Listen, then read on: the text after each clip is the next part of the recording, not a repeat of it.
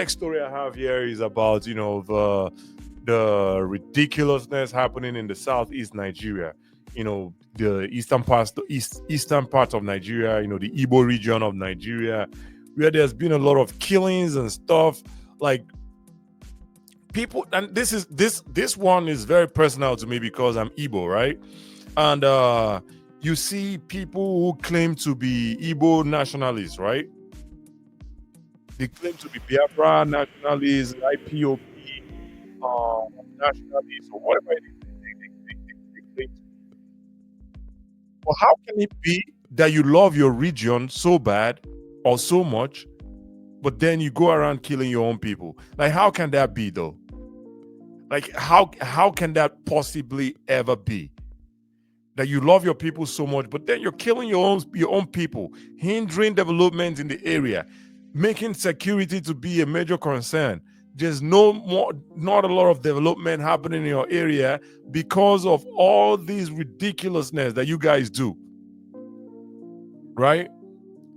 How can that be, though, that you love your country, your region so much,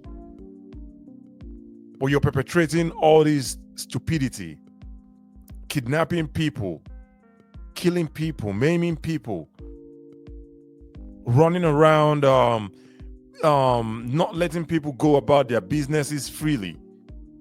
How can that? How does that ever? It would never make any sense to me. I mean, someone could possibly make it make sense, but then I think it would never make any sense to me. And that's why the idea of the Biafra, right? Listen, at this point, I think we should all just let it go. The Igbos, we should all let it go at this point. The idea of Biafra, having a country where we're going to call our own, because look at what's happening, right? Look at what's happening.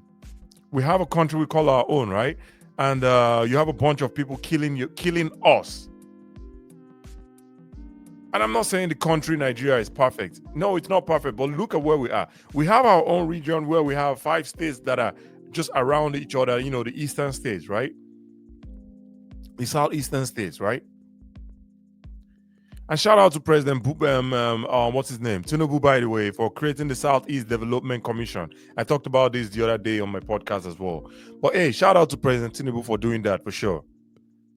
But how can that be that we have our own region and the development in that region has been stagnated since after the war, right? I mean, we've come a long way, don't get me wrong, right? We've come a long way. We've come from nothing, from the total destruction of the land by the government of the time, right?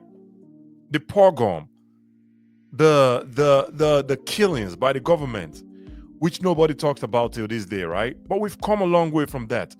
We've grown, we've developed, we've built our cities back. We've developed our cities back. We've built everything from ground up, from ground zero. But these were the efforts of our fathers. But now we are the younger ones who were babies at that time, for sure, or maybe even a little bit grown or whatever, right? This is our time to take that growth that our fathers did, to take it to the next level. But what do? Chaos, right? Chaos.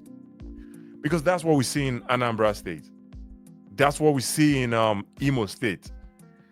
At this point, I think only Abia State has some relative stability right now in the eastern region. And I'm from Abia, so shout out to Abia. Shout out to Governor Alex Oti for doing his thing for sure. But how can it be that this is our time, the younger ones, who didn't even experience the war? Our parents experienced the war, but then they survived, and then they built the region back to a point where we, the children now, are supposed to take it to the next level. But then we have some ridiculous people who call themselves IPOB or Biafra nationalists, whatever it is they call themselves, right? I don't even know. I don't follow them anymore, so I don't know what it is they call themselves at this point, right? You have some ridiculousness, right, going on there, especially in Anambra State. And the Governor Soludo, is not even doing anything. I mean, I guess he's doing something, but he's not doing enough to curb this violence, to curb this nonsensity. He's not doing enough, because if he was doing enough, we wouldn't be here today. A friend of mine from Ihiala in Anambra State, he said the place is a no-go area. These criminals wouldn't let any business activity happen. They're pretty much taking over this area. And they have a government in that state. How is that? How is that possible? You have a government in the state and some other people take over your state. Like, how is that possible? I know you're going to shout, oh, the federal government. No, the federal government doesn't control anything. The state government has a lot of power too. The state government has a lot of power to do a lot of things. But they refuse to do these things, especially in the case of Governor Soludo, whom everybody thought was a smart guy, right? Because of, the reforms he did in the central bank at the time. Because of the reforms he did, I'm not going to start saying all those things, but he did a great job when he was the CBN governor. But right now, you're the governor of a state. How can't you use or tap into that smartness of yours and take your state to the next level? How can't you do that? It can't be too difficult, right? It can't be too difficult. I mean, it would never make any sense to me how there's a government in the land. There's a government of the state. But for some reason, some hoodlums, some criminals would overrun a city. How can that be, though? And this is hindering development. People can't travel freely. People are scared. People can't do businesses. People don't want to bring development back to that. People don't want to bring their resources back to those areas.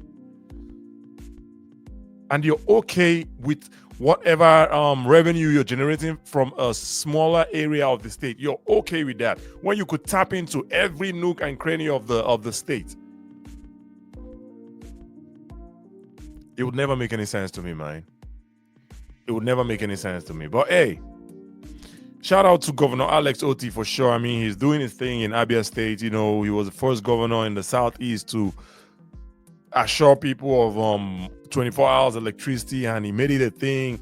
You would think states like River State with their unlimited natural resources like natural gas, you would think they would be the ones to do something like that. But no, Governor Alex Oti was the first to do it in that region. So shout out to you, man. Shout out to you. And I hope other regions in the other state governors in the region would take a thing or two from copy a thing or two from his note or from his blueprints, right?